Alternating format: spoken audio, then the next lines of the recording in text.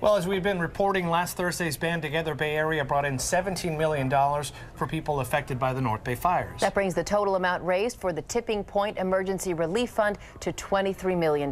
For more now on where all that money is going, we're joined live in studio by Marissa Giller, Director of Communications for Tipping Point.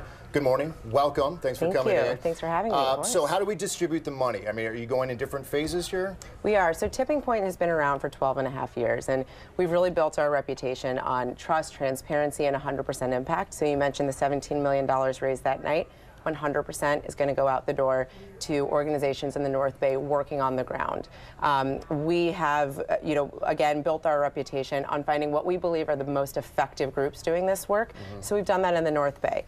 We have 8 groups that we're working with so far. Those are all on our website, tippingpoint.org/relief. What are the groups, just to stop you there? Sure, absolutely. You don't have to name them all, but some. So we've got 3 community foundations, one in Sonoma, one in Napa, one in Mendocino, Catholic Charities of Santa Rosa, a group called On the Move, which works with foster youth who have really lost everything in these fires, and every single one of those groups are listed on our website. And how do you find or vet the groups? So I imagine there's a lot of discussion when you decide who's going to get the money. There is, and our due diligence process all year round is incredibly thorough. This is an emergency, so we had to work really, really quickly. But we worked with groups that we have up in Marin to identify who are the ones that are really know the local need, and we did interviews, and we went up there. Our CEO, our chief of staff, went up there, met with them, walked the area, and really had that kind of long-term vetting process to make sure that they were going to be doing effective work on the ground there. Is that localism important?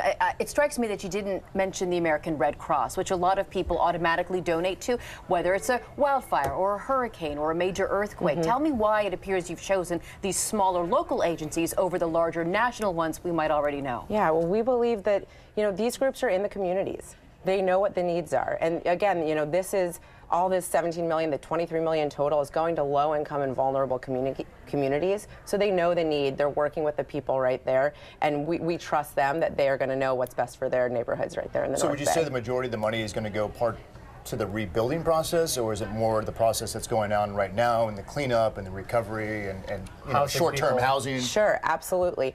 It's going to take a long time to recover.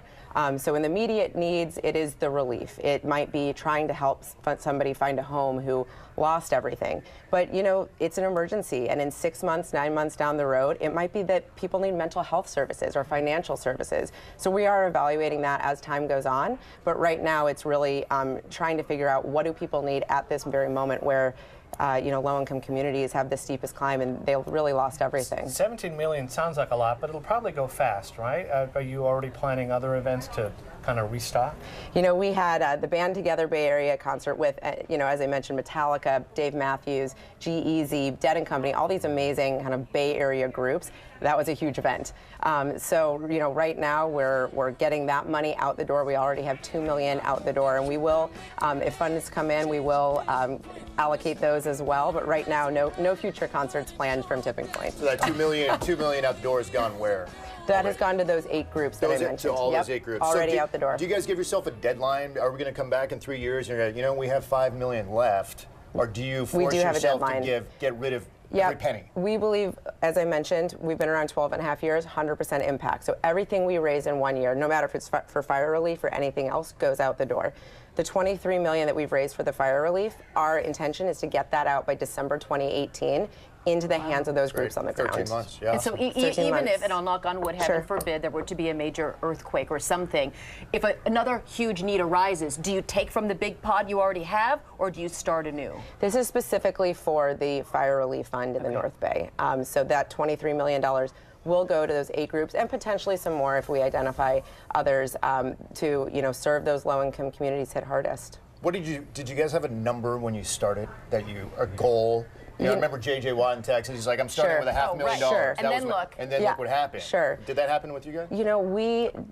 We launched this fund 4 days after the fires hit, and we knew we had to do something. We couldn't just stand by. We were blown away by the support. We had $6 million just from our community of donors, and then the $17 million on top. So we didn't put a goal out there. We just really said, sky's the limit.